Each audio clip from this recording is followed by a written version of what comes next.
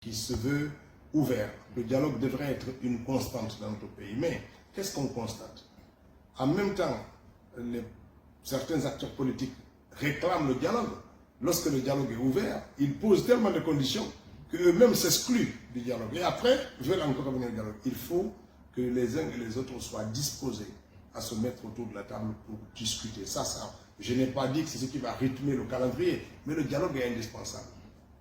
La deuxième chose, c'est que la CEDEAO, même dans ses conclusions, d'une certaine manière, reconnaît qu'un des engagements de la communauté internationale qui était fort, c'est d'accompagner la Guinée à mobiliser les ressources financières nécessaires à la mise en œuvre de l'engagement par rapport à ça, n'était pas au rendez-vous.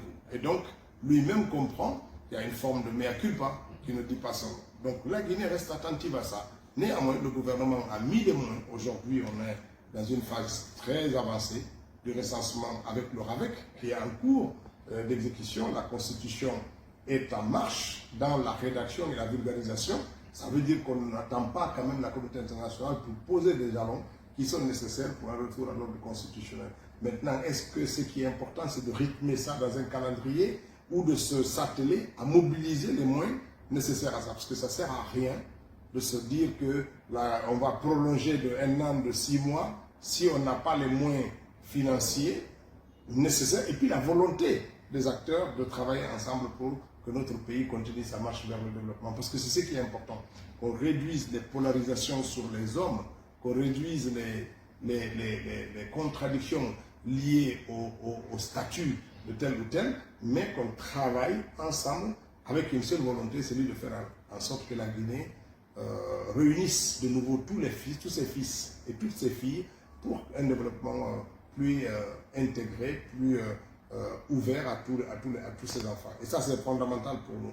Donc, il faut voir deux choses. Soit on dit, OK, il faut prolonger de 6 mois à 7 mois. Est-ce que dans 6 mois à 7 mois, on a la garantie qu'on aura les moyens financiers nécessaires pour remplir les obligations? Ou on se dit, battons-nous d'abord à construire tous les facteurs nécessaires, à mobiliser tous les facteurs nécessaires à conduire cette étape dans le rythme avant de parler de délai. Il y en a qui se focalisent sur les durées, ça dure 1 an, ça dure 2 ans.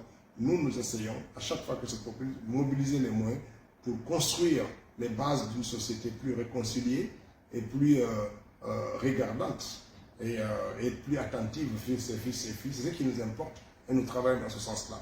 Et tant qu'il y a des possibilités, nous les investissons pour faire en sorte que l'État guinéen soit de plus en plus qualifié et qu'il soit de plus en plus, qu'il apporte des réponses appropriées à ses enfants et à tous ceux qui habitent sur son territoire. C'est ce qui nous intéresse.